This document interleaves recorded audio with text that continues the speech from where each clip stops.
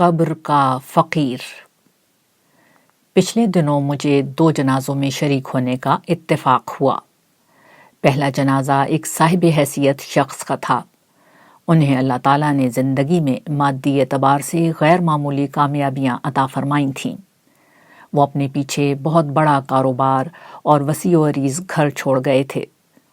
انہوں نے ایک بھرپور زندگی گزاری، بچوں کی خوشیاں دیکھیں اور اپنی طبعی عمر پوری کر کے اس دنیا سے رخصت ہوئے۔ جبکہ دوسرا جنازہ ایک ایسے صاحب کا تھا جن کے پاس ملازمت تھی نہ اپنا گھر۔ ڈاکٹرز نے ان کے ایک معمولی مرض کی غلط تشخیص کی، آپریشن ہوا، ان کے جسم میں انفیکشن پھیل گیا اور وہ اپنی طبعی عمر سے پہلے ہی دنیا سے رخصت ہو گئے۔ یہ محض میرے جاننے والے 2 افراد نہیں بلکہ 2 کردار ہیں جو آزمائش کی اس دنیا میں اللہ تعالیٰ نے انسانوں کو تفویض کیے ہیں۔ غربت اور امارت، پانا اور کھونا، خوشی اور غمی، آزمائش کی اس دنیا میں امتحان کے پرچے ہیں۔ اس آزمائش میں انسان کی کامیابی اور ناکامی کا انحصار اس بات پر ہے کہ اس نے اچھے برے حالات پیش آنے پر کیا رویہ اختیار کیا۔ اس نے اللہ اور بندوں کے حقوق کس حد تک پورے کیے؟ اس نے حق، انصاف اور احسان کا رویہ اختیار کیا یا ظلم، جہالت اور تعصب کا؟ اللہ تعالیٰ کے نزدیک کسی شخص کی کامیابی اور ناکامی کا انحصار اس پر نہیں کہ دنیا میں اس نے کیا کمایا۔ اس کا فیصلہ اللہ تعالیٰ خود کرتے ہیں۔ وہ انسان کی مادی دنیا اس کے جسم کی طرح خود تخلیق کرتے ہیں۔ وہی طے کرتے ہیں کہ دنیا میں اسے کس قسم کے حالات سے گزرنا ہے۔ البتہ ایمان و اخلاق کی دنیا انسان خود تشکیل دیتا ہے۔ یہی وہ روحانی دنیا ہے جو کل قیامت کے دن ابد تک باقی رہنے والی ایک مادی دنیا میں بدل جائے گی۔ انسان جب اس دنیا سے رخصت ہوتا ہے تو پیدائش کے وقت کی طرح ایک دفعہ پھر غربت و امارت کے سارے فرق مٹ جاتے ہیں۔ ہر انسان کے پاس پہننے کو صرف کفن اور رہنے کو محض قبر کا گڑھا رہ جاتا ہے۔ قبر کا یہ گڑھا پکار پکار کر ہر انسان کو بتاتا ہے کہ مادی دنیا میں خالی ہاتھ آنے والا انسان خالی ہاتھ ہی دنیا سے رخصت ہوتا ہے۔ ہاں، جو چیز ساتھ جاتی ہے وہ حسن عمل کا سرمایہ ہے۔ جس کے پاس یہ سرمایہ ہے وہ قبر میں بھی امیر ہے۔ جس کے پاس یہ نہیں وہ قبر میں فقیر ہے، اور قبر کا فقیر دنیا کا سب سے بد نصیب فقیر ہوتا ہے۔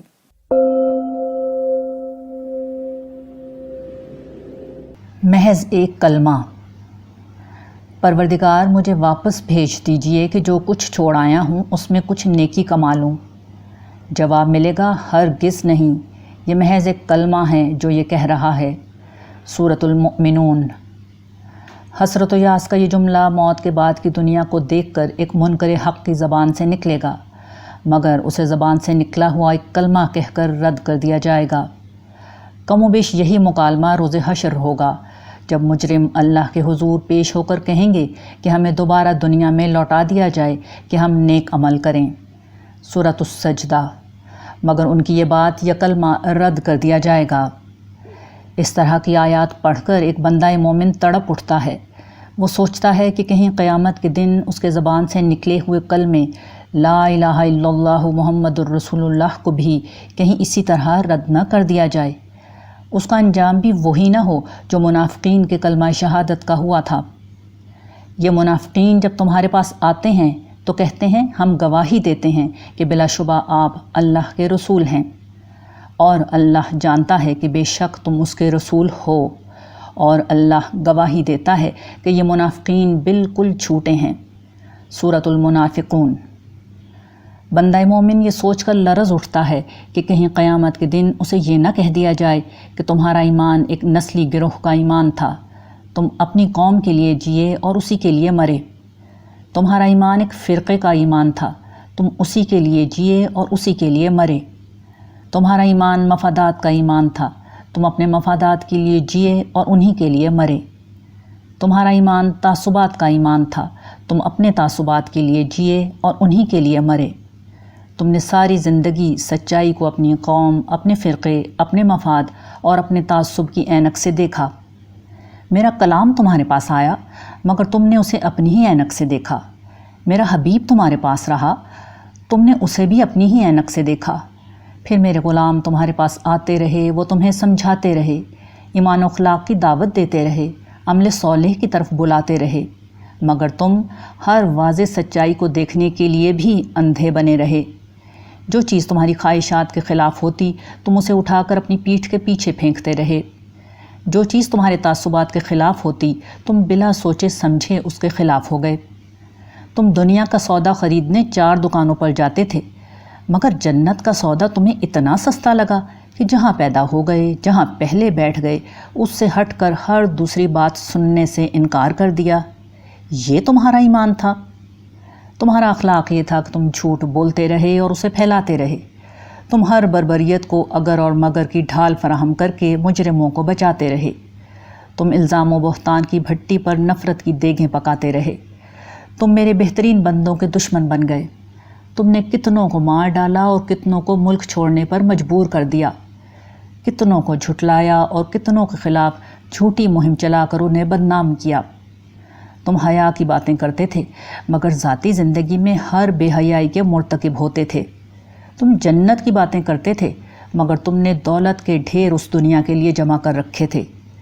تم دوسروں پر اسلام نافذ کرتے رہے مگر تمہاری اپنی روح ایمان کی ہر حرارت سے محروم رہی۔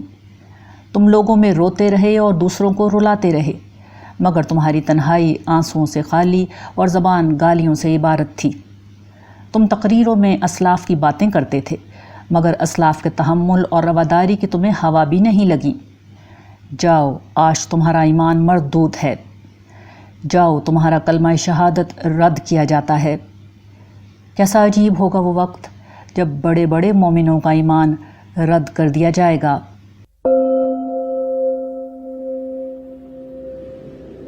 بہت دیر نہ ہو جائے۔ یہ 2 ہستیوں کا قصہ ہے، ایک صاحب کمال، بے عیب، بے مثل، لازوال اور بے نظیر ہے، دوسرا غفلت کا شکار، تعصبات کا قیدی، جذبات کا غلام اور خواہش کا اسیر ہے۔ ایک رب اعلیٰ ہے، ہر تعریف کا مستحق، ہر حمد کا سزاوار، جو بھولتا نہیں اس غلام کو بھی جو اسے بھول جائے۔ وہ اپنے بندوں کی آہ کو سنتا اور ان کی مشکلات دور کرتا ہے۔ کس قدر اعلیٰ ہے وہ مالک جو اپنے غلام کی پکار پر لبیک کہہ کر ہر دشمن کے مقابلے میں اس کی سپر بن جاتا ہے۔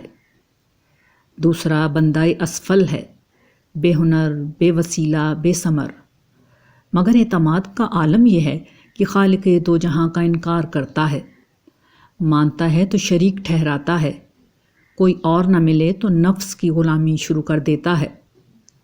ایک العزیز اور الرحیم ہے کہ جسم کو پالتا اور روح کو ہدایت کی غذا دیتا ہے، فرشتوں کو بھیجتا، کتابوں کو اتارتا اور انبیاء کو مبعوث کرتا کہ غلام کل اس کے حضور رسوا نہ ہوں۔ دوسرا وہ کم سواد ہے جو خدا کے دین کی نصرت کرنے کے بجائے اپنے تعصبات کے لیے لڑتا ہے، سچائی کا انکار کرتا ہے، ایمان کا منکر ہوتا ہے اور اخلاق کو پامال کرتا ہے۔ یہ الزام لگاتا، تانے دیتا، جھوٹ پھیلاتا اور بہتان تراشتا ہے، ساتھ میں دعوی ایمان بھی کرتا ہے۔ ان 2 ہستیوں میں تیرا کیا مقام ہے؟ تو خدا بن نہیں سکتا، مجرم بن کر بچ نہیں سکتا، بس تو بندہ بن جا، نفس کی غلامی سے نکل، تعصب کے جال کو کاٹ، فرقے کی زنجیر کھول، نفرت کی قینچی کو چھوڑ، ابدیت کا جام پی اور توبہ کر لے۔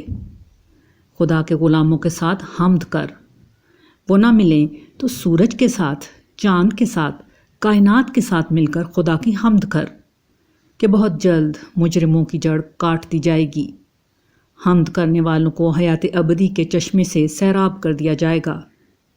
اٹھ، اب دیر نہ کر، گندگی کو چھوڑ، زندگی کو لے، کہیں بہت دیر نہ ہو جائے۔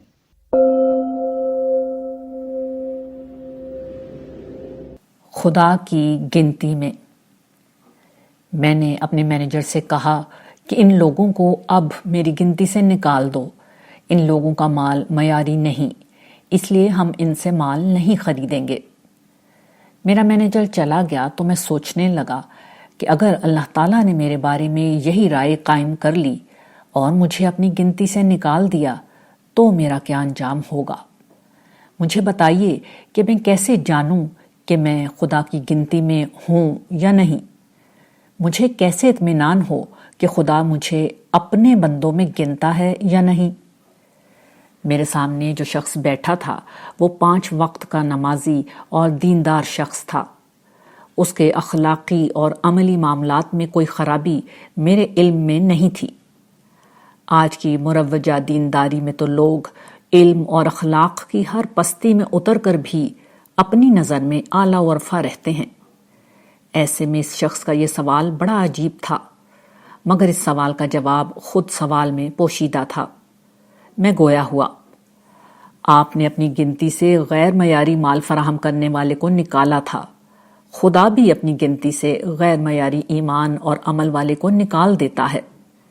یہ وہ ایمان ہوتا ہے جس میں خدا کے ساتھ غیر اللہ کی عظمت اور بڑائی بھی دل میں موجود ہوتی ہے، جس میں اللہ کے رسول کے ساتھ اپنے اکابرین، اپنے فرقے اور اپنے مسلک کا نقطہ نظر بھی حق و باطل کا معیار ہوتے ہیں، جس میں عمل کے وقت اللہ کے ساتھ مخلوق کی رضا اور آخرت کے مفاد کے ساتھ ساتھ دنیا کا مفاد بھی پیش نظر ہوتا ہے۔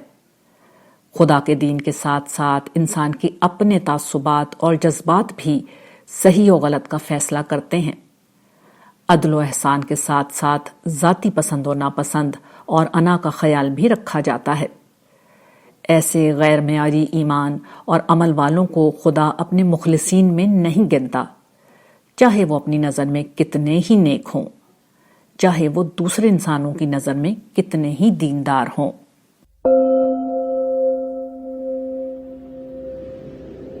سونا اور عاقبت اندیشی۔ سونا ہر دور میں انسانوں کے لیے ایک بڑی قیمتی چیز رہا ہے۔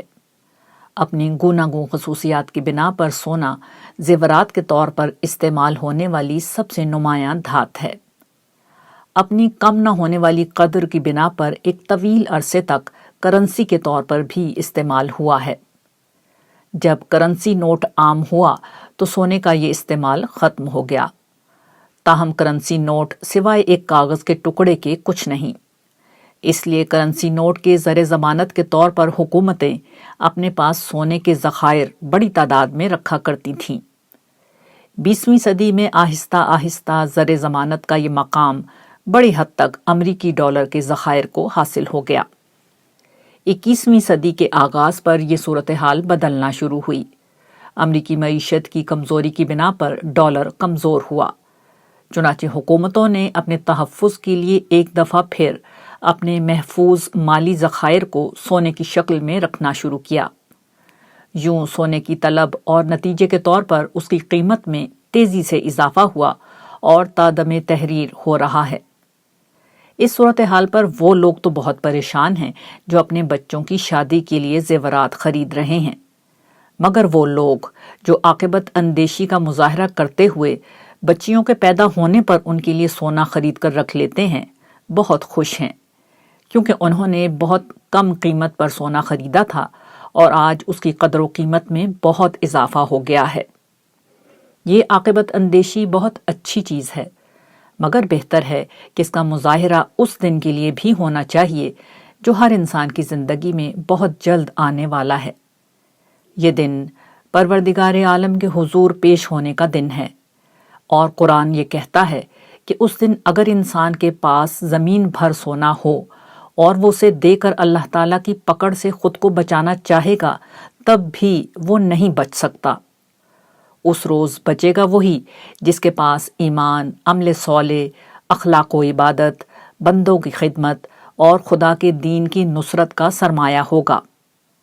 اپنے بچے بچیوں کے لیے چند گرام سونا خرید کر رکھنے والوں کو یہ حقیقت کبھی نہیں بھولنی چاہیے۔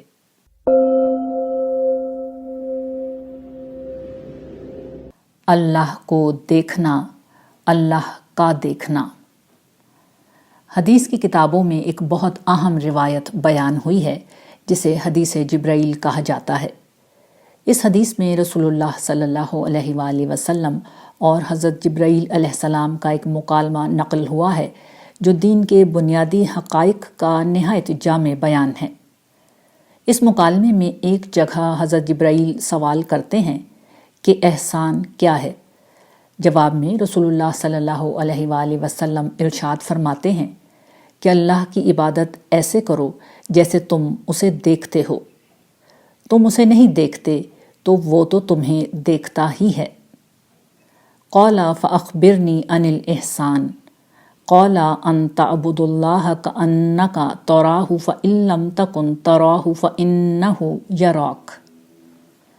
احسان کی یہ تعریف حقیقی معنوں میں اس بات کا ایک مکمل اور جامع بیان ہے کہ بندہ مومن کے حسن عمل کی اساس کیا ہوتی ہے۔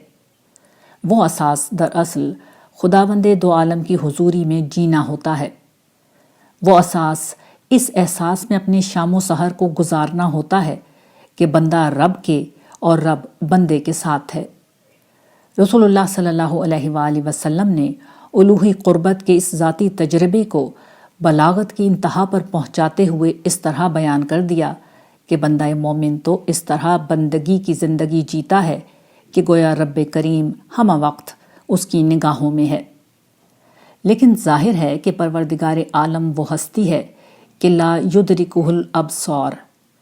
ایسی صورت میں کہ جب نگاہیں اسے نہیں پا سکتیں تو قربت الہی کی کیفیت کو تازہ رکھنے کا دوسرا راستہ اس بات کا یقین ہے کہ بندہ خالق کو نہ دیکھ سکے تو کیا ہوا، خالق تو ضرور ہی اسے دیکھ رہا ہے۔ دونوں صورتوں میں نفسیاتی سطح پر نتیجہ ایک ہی نکلتا ہے۔ اس بات کو دور جدید میں روزمرہ استعمال ہونے والی ٹیکنالوجی نے بالکل واضح کر دیا ہے۔ ہم سب جانتے ہیں کہ بڑی دکانوں اور شاپنگ سینٹرز میں بہت بڑی تعداد میں اشیاء صرف فروخت کے لیے رکھی ہوتی ہیں۔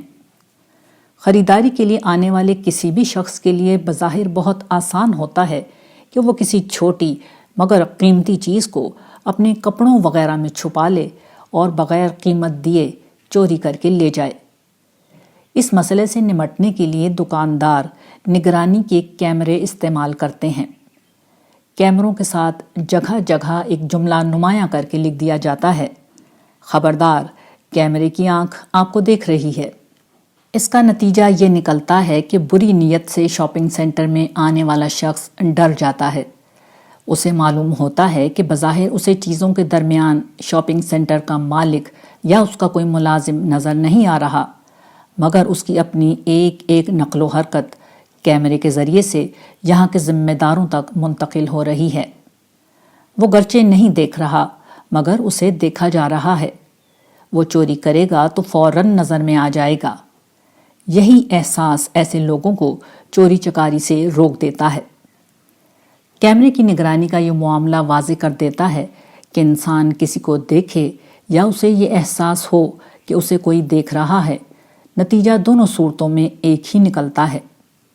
یہی بات حدیث جبرائیل میں احسان کے حوالے سے سمجھائی گئی ہے کہ اللہ کا بندے کو دیکھتے رہنا حسن عمل کے پہلو سے بندے کا اللہ کو دیکھنے کے برابر ہے۔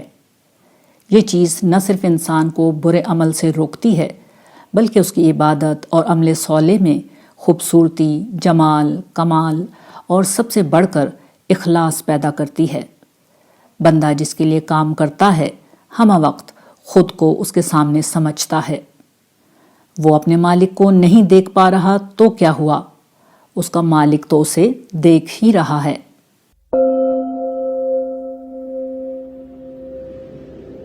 بیٹری اور موبائل فون۔ موبائل فون دور جدید میں ہر انسان کی ضرورت بن گئے ہیں۔ خاص کر سفر میں تو لوگ اس کے بغیر نکلنے کا تصور بھی نہیں کرتے۔ تاہم موبائل فون کی یہ خامی ہے کہ لینڈ لائن فون کے برعکس یہ بیٹری سے چلتا ہے جو کچھ دیر استعمال کے بعد ختم ہو جاتی ہے، چنانچہ اسے چارج کرنے کی ضرورت پیش آتی ہے۔ تاہم اکثر اوقات طویل سفر میں بیٹری کو چارج کرنے کی سہولت نہیں ملتی، چنانچہ سفر میں لوگ بہت محتاط ہو کر صرف ضرورت کی جگہ پر موبائل فون کو استعمال کرتے ہیں۔ دنیا کے سفر میں انسانوں کو دی گئی زندگی ایسی ہی ایک بیٹری کے سہارے رواں دواں ہے، مگر اس سفر میں بیٹری کو چارج کرنے کی کوئی سہولت نہیں۔ زندگی کی اس بیٹری کو بس ایک دفعہ ہی استعمال ہونا ہے، جس کے بعد بیٹری ختم، زندگی ختم۔ بدقسمتی سے موبائل کی بیٹری کو دیکھ بھال کر استعمال کرنے والے انسان اکثر اس حقیقت سے غافل رہتے ہیں۔ ان کی زندگی کی بیٹری ہر گزرتے لمحے کے ساتھ ڈسچارج ہو رہی ہے، مگر کسی کو فکر نہیں۔ ہمارے ہاں لوگوں کی اوسط عمر 60-70 سال سے زیادہ نہیں ہوتی۔ اس اعتبار سے ہم میں سے کسی کی بیٹری 50%، کسی کی 60% اور کسی کی 90% ختم ہو چکی ہے، مگر ہم محتاط نہیں ہوتے۔ ہم وقت کو ضائع کرتے رہتے ہیں، فضول باتوں، لایعنی مشغلوں، بے فائدہ بحثوں اور بے وقت آرام میں زندگی کی بچی کھچی بیٹری بھی ضائع کرتے جا رہے ہیں۔ جو یہ نہیں کرتے وہ اپنا وقت دنیا کمانے، جائیدادیں بڑھانے، مال و اسباب جمع کرنے، شان و شوکت میں اضافے میں ضائع کر رہے ہیں۔ حالانکہ ایسے لوگوں کی مثال اس شخص کی ہے جو 10% بچی ہوئی بیٹری سے اپنے موبائل پر ویڈیو گیم کھیلنا شروع کر دے۔ ہم میں سے ہر شخص کو یہ دیکھنا چاہیے کہ وہ اپنی بچی ہوئی تھوڑی سی بیٹری پر گیم کھیل رہا ہے یا پھر اسے کسی بامقصد کام میں لگا رہا ہے۔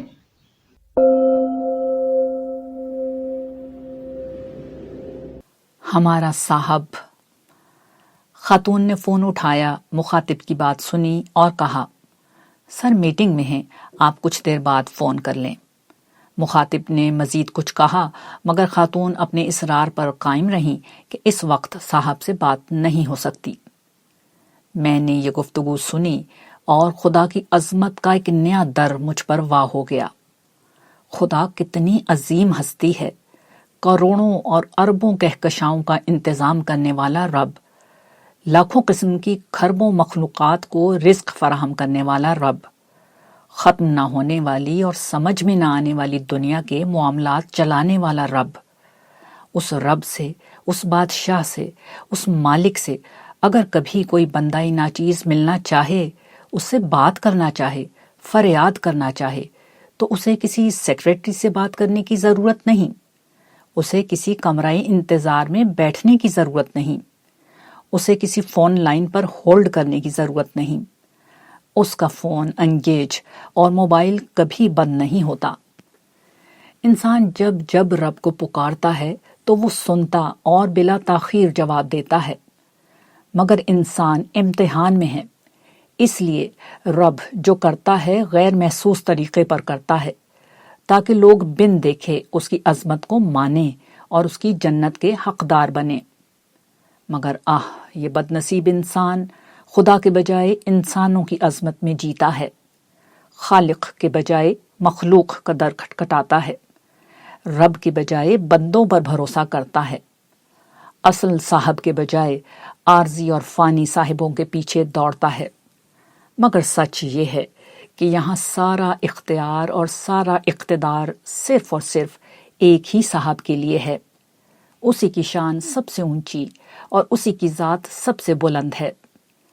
جس خوش نصیب نے اس بات کو دریافت کر لیا، اس کی نظر میں خدا کے سوا کوئی جچ نہیں سکتا، اس کا سر خدا کے سوا کسی کے سامنے جھک نہیں سکتا، اس کی ہر چاہت اور ساری حمد رب العالمین کے لیے خاص ہو جاتی ہے۔ آج اگر لوگوں نے خدا کو نظر انداز کر دیا ہے تو یہ ان کی بد نصیبی ہے۔ لوگوں کو بہرحال خدا کے سامنے جھکنا ہے۔ آج عقل کی آنکھ سے پہچان کر نہیں جھکے تو کل سر کی آنکھوں سے دیکھ کر جھکنا پڑے گا، مگر اس روز کا جھکنا سوائے ندامت اور خسارے کے کسی اور چیز میں اضافہ نہیں کرے گا۔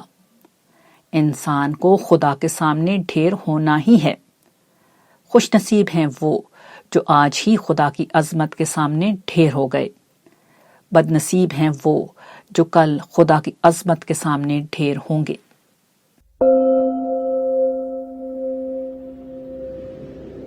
الحمد للہ رب العالمین۔ میرے ایک شناسہ کی دعا کا پہلا جملہ کچھ اس طرح ہوتا ہے، یا اللہ، جس طرح مجھے اس میں کوئی شبہ نہیں کہ ہر نعمت جو مجھے یا کسی کو بھی ملی اس کا دینے والا صرف تو ہے۔ اسی طرح مجھے اس بات کا بھی کامل یقین ہے کہ جس کو جو ملا وہ اس کی کسی خوبی کی بنا پر نہیں ملا بلکہ صرف تیری خوبیوں کی بنا پر ملا ہے۔ میں تیری ہر نعمت پر تیرا شکر ادا کرتا ہوں اور تیری ہر خوبی پر تیری حمد بیان کرتا ہوں۔ بلا شبہ یہ الفاظ معرفت کے الفاظ ہیں۔ یہ اس عظیم حقیقت کا اعتراف ہیں جو عالم میں 4 سو پھیلی ہے۔ یہ توحید کی مکمل تعریف ہے۔ خدا کو ایک ماننا جتنا اہم ہے اتنا ہی اہم یہ ہے کہ اسے ہر نعمت، خوبی اور بھلائی کا سرچشمہ مانا جائے۔ پہلی بات سے پہلو تہی کے نتیجے میں شرک پیدا ہوتا ہے تو دوسری بات کو فراموش کر کے انکار خدا یا کم از کم اعراض خدا کا ذہن جنم لیتا ہے۔ شرک والی بات سے تو اکثر لوگ واقف ہیں مگر دوسری بات کا شعور عام نہیں، اس لیے آج کل اکثر لوگ اس میں مبتلا نظر آتے ہیں۔ انسان جب اس دنیا میں آنکھ کھولتا ہے تو وہ خود کو ان گنت نعمتوں کے درمیان پاتا ہے۔ یہ نعمتیں اس قدر ہیں کہ انسان ساری زندگی انہیں گنتا رہے تو زندگی ختم ہو جائے گی مگر نعمتیں ختم نہیں ہوں گی۔ ہونا تو یہ چاہیے کہ اس کی زبان سے مذکورہ بالا الفاظ نکلیں، مگر انسان کا معاملہ بڑا عجیب ہے۔ وہ صرف ان نعمتوں کو نعمت شمار کرتا ہے جو اس کے پاس نہیں ہوتی۔ گویا نعمت کا مفہوم اس کے نزدیک یہ ہے کہ وہ بھلائی جو دوسروں کو پہنچی مگر اسے نہ پہنچی۔ یہ سوچ لازماً ایسے اعمال کو جنم دے گی جن کی توقع کسی خدا پرست سے نہیں کی جا سکتی۔ بلا شبہ یہ رویہ اختیار کرنا انسان کی بدقسمتی ہے۔ حقیقت تو یہ ہے کہ انسان کے پاس ہر حال میں کھونے کے لیے اتنا کچھ ہوتا ہے جس کے مقابلے میں نہ ملی ہوئی یا مل کر چھن جانے والی چیزوں کی کوئی حیثیت ہی نہیں ہوتی۔ مثال کے طور پر آج کل کا اہم ترین مسئلہ مالی تنگی ہے۔ لوگوں کے اخراجات آمدنی کے مقابلے میں اتنے زیادہ ہو گئے ہیں کہ زندگی گزارنا مشکل ہو چکا ہے۔ ایسے میں لوگ شکوے شکایات کرنا شروع ہو جاتے ہیں، مزاج میں چڑچڑاپن آ جاتا ہے، دوسروں اور خصوصاً زیر دستوں سے وہ بد اخلاقی سے پیش آنے لگتے ہیں۔ آسمان والے سے بھی انہیں رنجش ہو جاتی ہے۔ ان کے مطابق اس نے انہیں دیا ہی کیا ہوتا ہے۔ وہ اس سے بے پرواہ ہوتے چلے جاتے ہیں، اس کی شکر گزاری سے منہ موڑ لیتے ہیں، اس کی بندگی سے بے رغبت ہو جاتے ہیں۔ ایسے میں کوئی ان سے دریافت کرے کہ اگر آسمان والا انہیں ساری دنیا کے خزانے دے دے اور صرف ان کی آنکھیں چھین لے، کیا وہ یہ سودا پسند کریں گے؟ کیا وہ چاہیں گے کہ گاڑیوں میں بیٹھیں لیکن بیساکھیوں کے سہارے؟ کیا وہ لاکھوں روپے کے ایسے بینک اکاؤنٹ رکھنا پسند کریں گے جن کی چیک بکس تو ان کے پاس ہوں مگر ان پر سائن کرنے والے ہاتھ نہ ہوں؟ کیا وہ چاہیں گے کہ انہیں محل اور جائیداد مل جائے لیکن اولاد لے لی جائے؟ کوئی یہ نہیں چاہے گا۔ پھر لوگوں سے یہ پوچھنا چاہیے کہ کیا وہ 50 سال تک عیش و عشرت کی ایسی زندگی گزارنا پسند کریں گے جس کے بعد زیادہ نہیں صرف 50,000 سال تک، جو آخرت کے ایک دن کے برابر ہیں، آگ میں جلنا پڑے؟ اگر جواب نہیں میں ہے تو پھر ایسے لوگوں کی خدمت میں یہ عرض کیا جائے گا کہ آپ ایک مہربان کی ناقدری مت کیجیے، اس کریم کی احسان فراموشی مت کریں جو آپ کو 70 ماؤں سے بھی زیادہ چاہتا ہے، جس نے بلا جبر اور بلا استحقاق ہمیں اتنا کچھ دیا ہے جو کسی نے دیا ہے نہ دے سکتا ہے۔ اس دنیا میں جس کو اچھی اولاد ملے وہ خوش نصیب گنا جاتا ہے، جسے اچھا شوہر یا بیوی ملے، اچھا استاد ملے، اچھا دوست ملے، اچھا افسر ملے، اچھا ہمسایہ ملے، وہ خوش قسمت شمار ہوتا ہے۔ قرآن کی پہلی آیت بتاتی ہے کہ انسان بڑا خوش نصیب ہے کہ اسے اچھا رب مل گیا ہے۔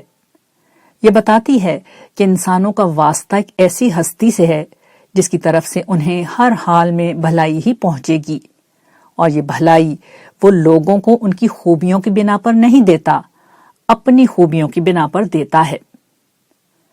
زندگی میں اور کچھ نہیں کیا تو قرآن کی صرف اس ایک آیت کو سمجھ لیں۔ یہی ایک آیت ہدایت کے لیے کافی ہے، یہی ایک آیت نجات کے لیے کافی ہے۔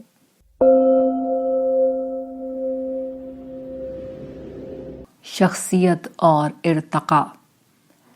اس دنیا میں زندگی اور ارتقاء ہم معنی الفاظ ہیں۔